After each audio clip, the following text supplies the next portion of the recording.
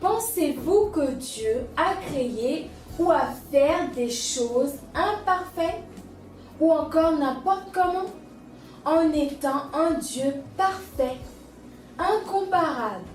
Bien sûr que non.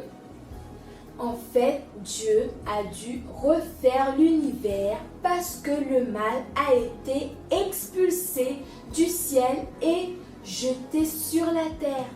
Donc le mal a laissé la terre informe et vide. La première chose que Dieu a créée, c'est la lumière. Et la deuxième chose que Dieu a créée est le ciel que nous voyons au-dessus de notre tête tous les jours. Odin qui sera le dieu de la guerre, de la victoire et de la sagesse, naît dans un monde de glace.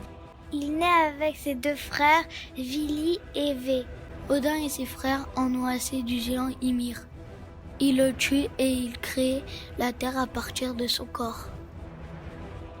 Ils prennent son sang pour faire la mer, ses os pour les montagnes, son crâne pour le ciel et sa chair pour le sol. Sur Terre, Odin et ses frères transforment deux troncs d'arbres en deux humains qui se nomment Ascar et Embla. Ce sont les premiers hommes. Dieu créa l'homme à son image, il les créa à l'image de Dieu. Il créa l'homme et la femme.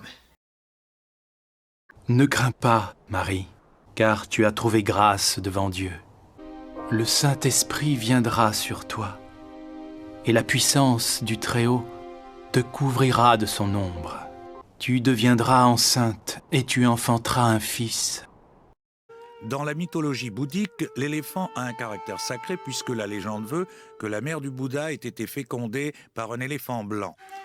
Légende que perpétuent jusqu'au fin fond de la Chine les disciples du maître.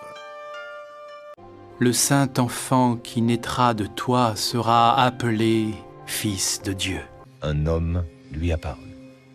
Et cet homme que le prophète Mahomet a vu, c'était Djibraïl, l'archange Gabriel.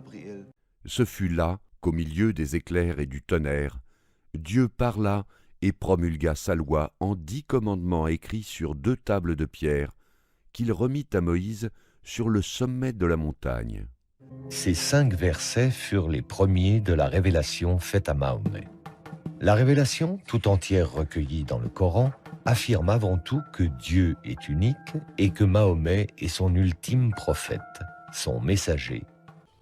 It was on the morning of a beautiful, clear day early in the spring of 1820.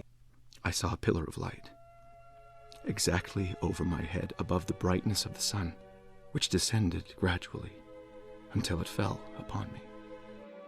When the light rested upon me, I saw 2 personages, whose brightness and glory defy all description, standing above me in the air. One of them spake unto me, calling me by name, and said, pointing to the other, "This is my beloved Son. Hear him." He said that there was a book deposited, written upon gold plates, and that the fullness of the everlasting gospel was contained in it. In time, that record would come forth and be published as the Book of Mormon.